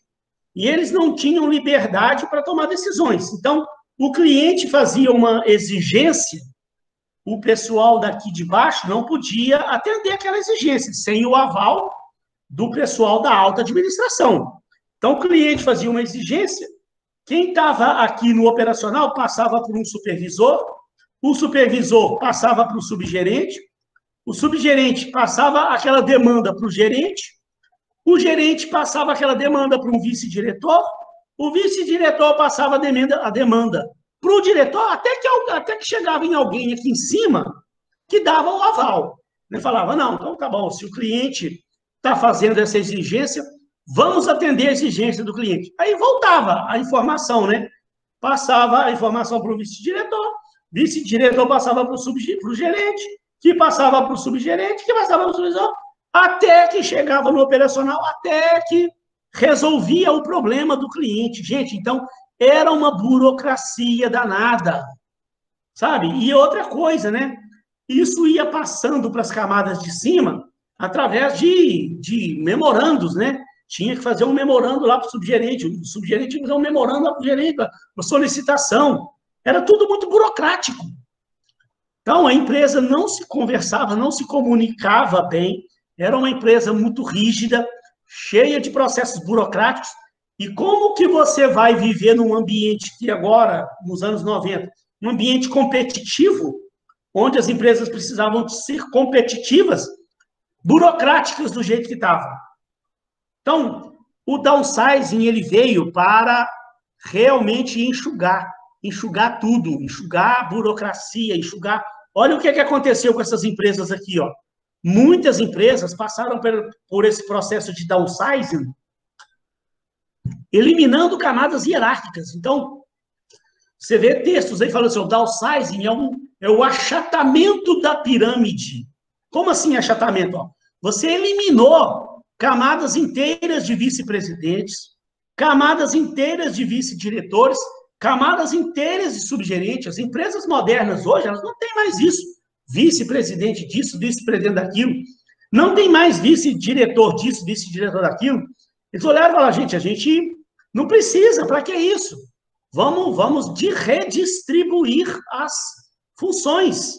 Vamos trabalhar com presidente, diretor, gerente, supervisor e operacional. Pode ter alguma ou outra camada aqui, não quer dizer que tem que ser desse jeitinho aqui, não. Que é um exemplo, né? Mas olha para você ver, gente, se você parar para pensar, o quanto essas empresas ganharam em tudo. Primeiro, porque eliminou uma série de burocracias que existiam. Reduziu custos drasticamente. Porque, pensa aqui comigo, pessoal, ó, se você parar para analisar, entendam o contexto. Quando você elimina lá um vice-diretor financeiro, esse cara, ele tinha também uma secretária, ele tinha os seus assessores, tinha os seus assistentes. Mesma forma lá, o vice-presidente de marketing, ele também tinha sua secretária, ele tinha seus assessores, ele tinha os seus assistentes, ele tinha um local de trabalho amplo, ele tinha seu computador, suas máquinas, seus equipamentos que ele usava. Vice-diretor, a mesma coisa. O vice-diretor tinha sua secretária, tinha os seus assistentes, tinha o seu gabinete, tinha os seus equipamentos, tinha seu computador, tinha sua impressora.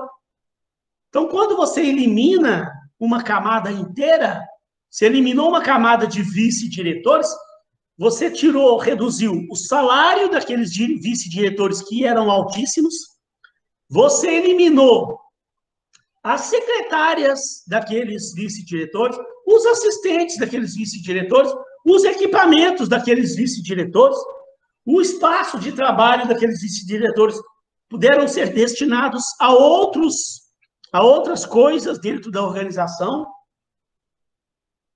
Tá, gente? Agora, como é que esse processo é feito? Isso não é feito da noite para o dia. Você também precisa entender, né? Nossa, mas a empresa então chegou e mandou embora todos os vice-diretores, mandou embora todos os seus vice-presidentes da noite para o dia? Não. Isso aqui foi um processo, é um processo a médio prazo, onde as empresas elas se estudam. Isso é feito dentro do planejamento estratégico da organização, que a empresa precisa passar por toda uma reestruturação interna. Aí é que vem a diferença. A reengenharia é um processo de reestruturação dos processos internos. A reengenharia, depois eu vou dar um exemplo para você entender que downsizing e reengenharia são processos diferentes, são processos distintos. Tem alguns autores, a gente encontra vídeos aí na internet, a gente encontra sites aí na internet falando que está errado, de certa forma, e você vai entender o porquê que está errado. O cara fala assim, ó, o processo de downsizing, também chamado de reengenharia, aí eu falo, opa, peraí, o cara está falando coisa errada aí logo no início.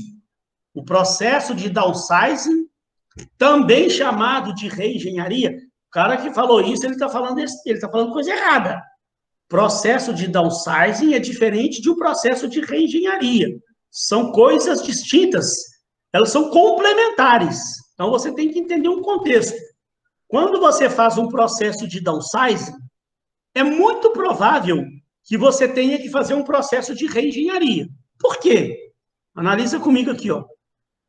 Quando eu estou eliminando uma camada inteira de vice-presidentes, e as funções que esses caras faziam? As funções deles vão passar para outra pessoa. Então, o presidente da empresa, ele vai assumir funções que antes eram dos vice-presidentes, e os diretores também vão assumir funções que eram dos vice-presidentes.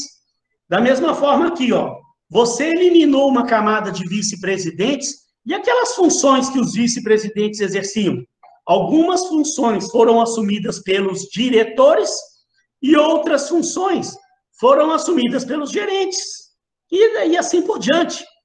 Então, você tem que fazer um processo de reengenharia interna para reestruturar os processos. Então, a reengenharia, ela é uma reestruturação de processos internos, ocasionada por um processo de downsizing.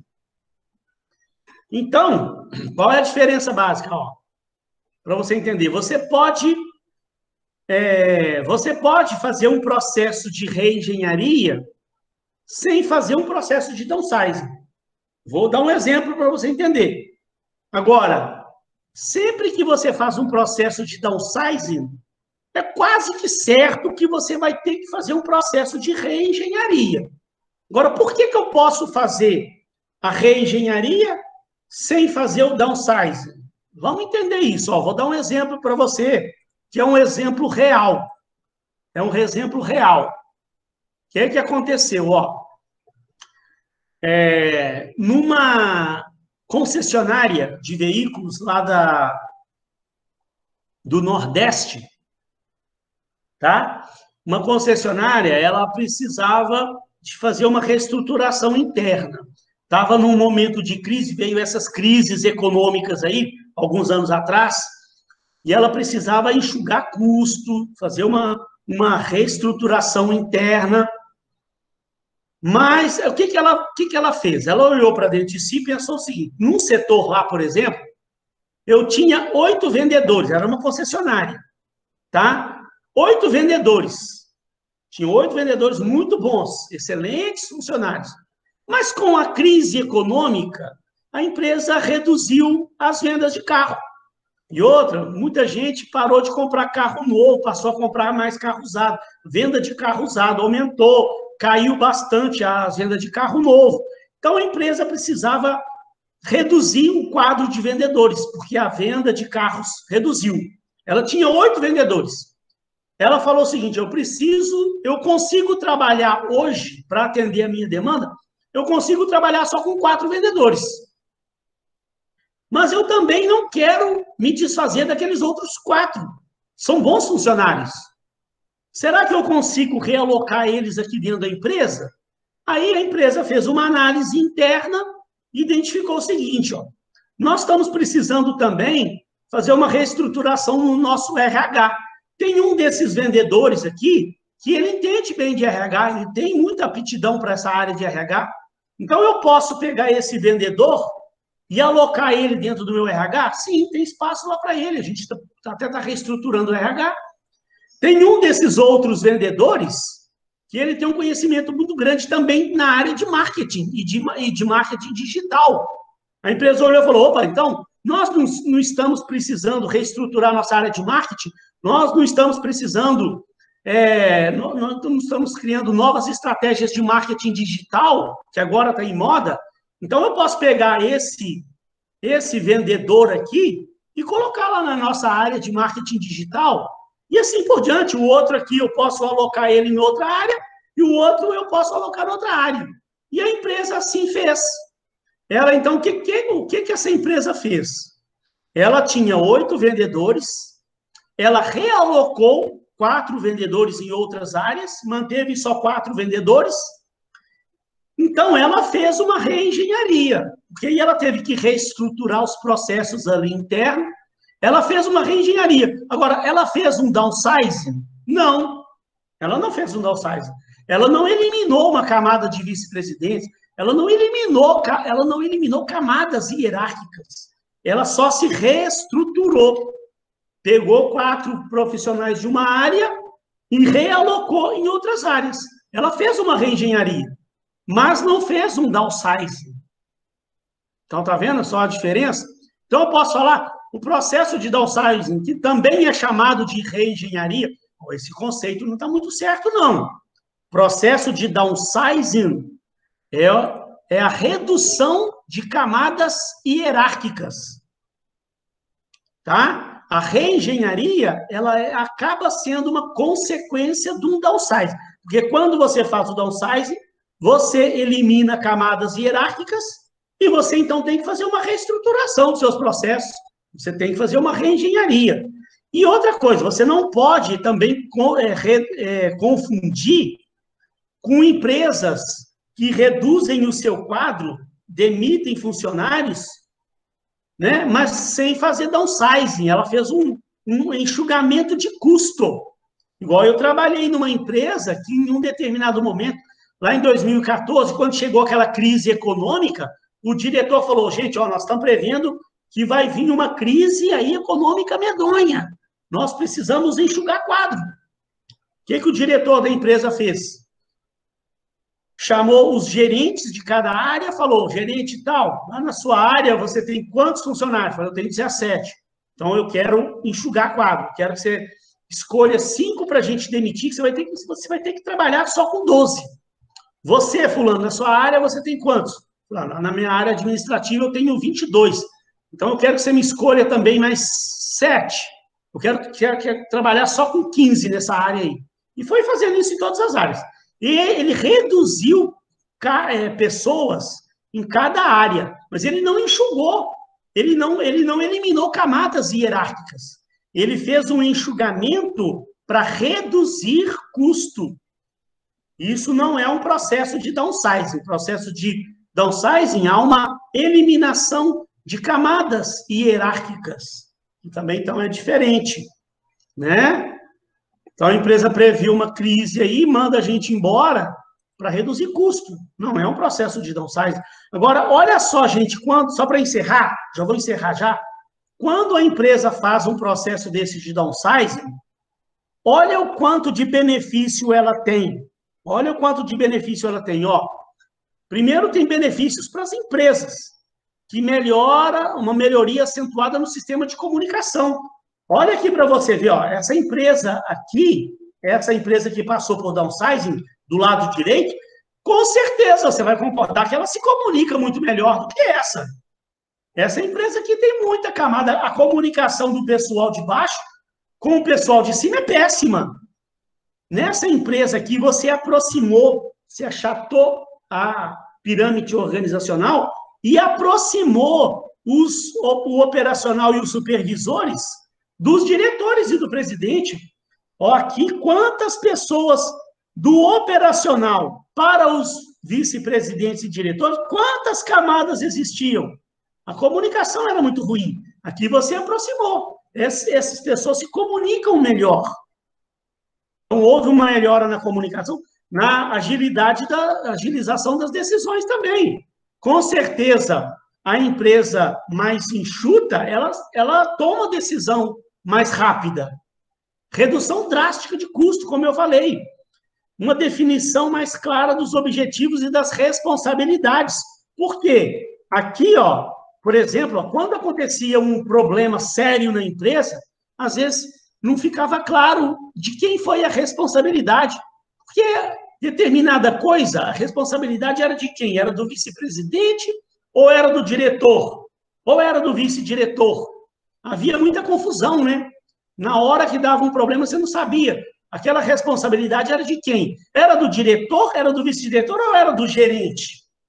Quando você elimina camadas, você faz a reengenharia, você define melhor, ó, certas funções cabem ao diretor, certas funções cabem ao gerente e pronto. É mais fácil você definir as responsabilidades de cada. E acaba com a burocracia, né? Transforma aquela burocracia numa empresa mais dinâmica, traz um espírito inovador para a empresa. E para as pessoas também, né? Você pode falar assim, mas há demissões, tem gente sendo mandada embora. Mas, ao mesmo tempo, aqueles que ficam, eles vão ser privilegiados, eles vão ganhar novos desafios, maior dinamismo, maior realização pessoal, ganho de status. Aqueles diretores ali ganharam funções que antes eram dos vice-presidentes, os gerentes ganharam funções que antes eram dos vice-diretores. Então, quanto isso trouxe de benefício? Agiliza o desenvolvimento de carreira. Os funcionários que ficaram vão ser mais leais à empresa, construção de uma nova lealdade. E você tem um benefício muito grande, que é o repasse dos custos, da redução de custo. Todos aqueles custos que foram, né, eliminados com a redução dos cargos, eles vão reverter para os funcionários que ficaram. Vai sobrar mais espaço para as pessoas que ficaram.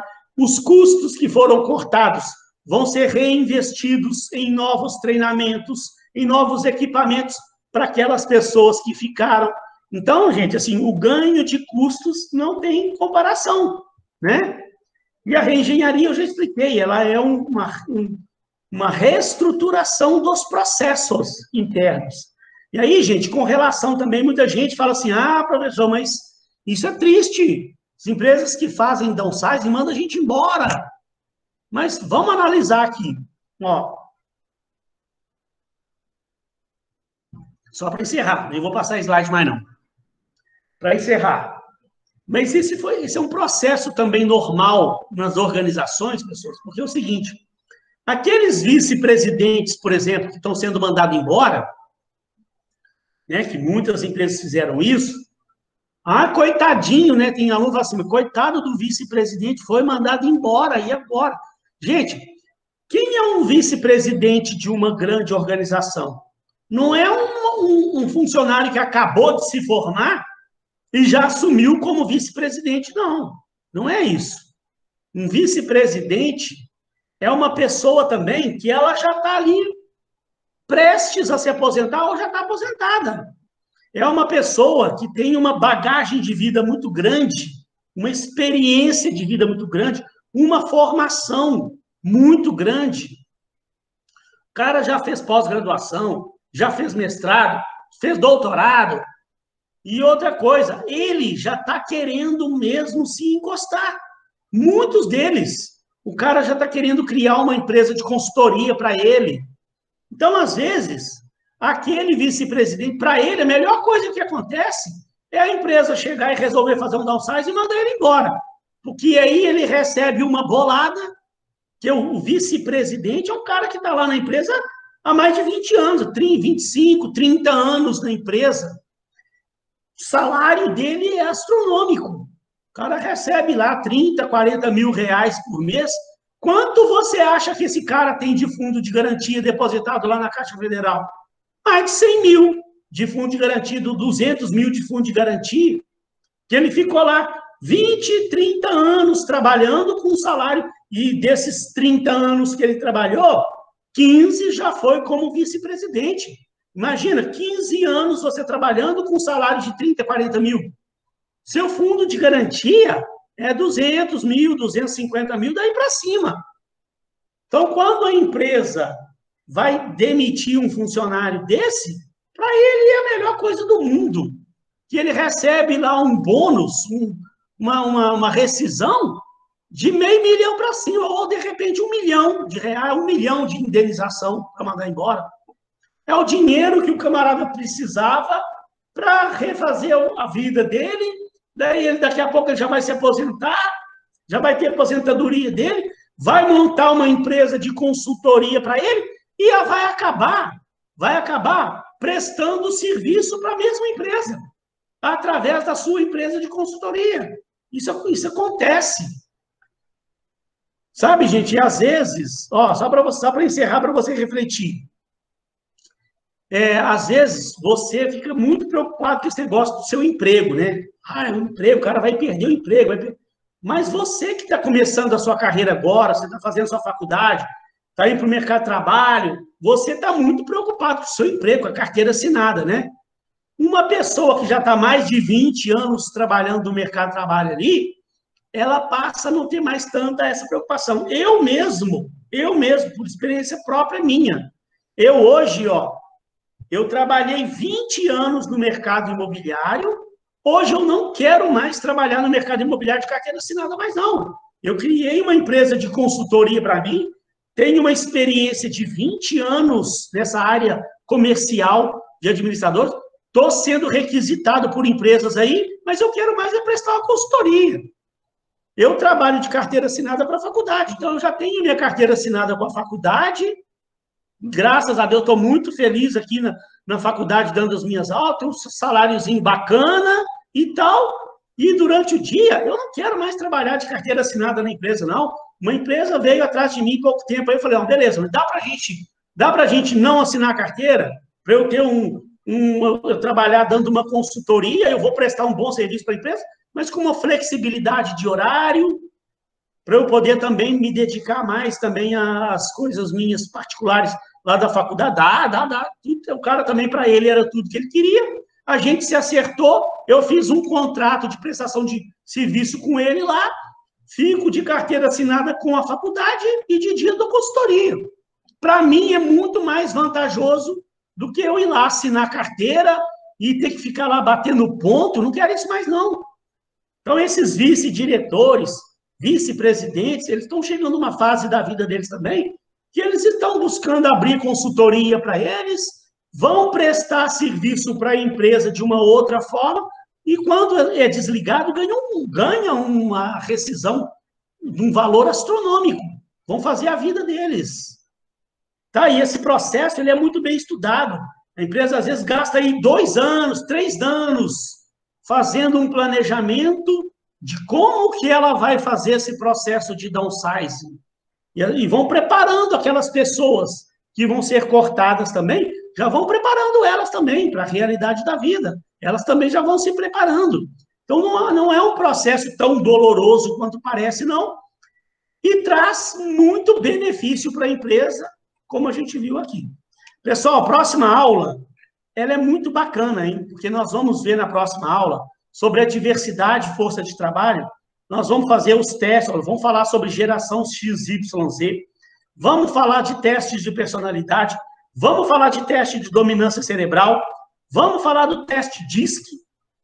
Tá? Então, evitem faltar na aula que vem, porque ela é bem interessante. Tá? Pessoal, alguma consideração de alguém? Alguém queria fazer alguma pergunta? Hoje eu dei uma corridinha, né, gente? Como eu falei, que a gente precisa muito... tem poucas aulas pela frente, então precisava dar uma avançada na matéria, né? E aí, se ninguém tiver dúvidas, então, pessoal, eu só tenho a agradecer a vocês aí, todos, João Paulo, né? Amanda, Daniel, Douglas, Igor, Isis, João Paulo, Laura, muito obrigado pela presença de vocês aí. Hoje é sexta-feira, né? Tenham todos aí um excelente final de semana, tá? Bom trabalho para todos aí, excelente final de semana, fiquem com Deus. Se precisar de mim, qualquer coisa aí, quiser tirar alguma dúvida, eu estou à disposição aí no final de semana. Um beijo no coração, fiquem com Deus, até a semana que vem.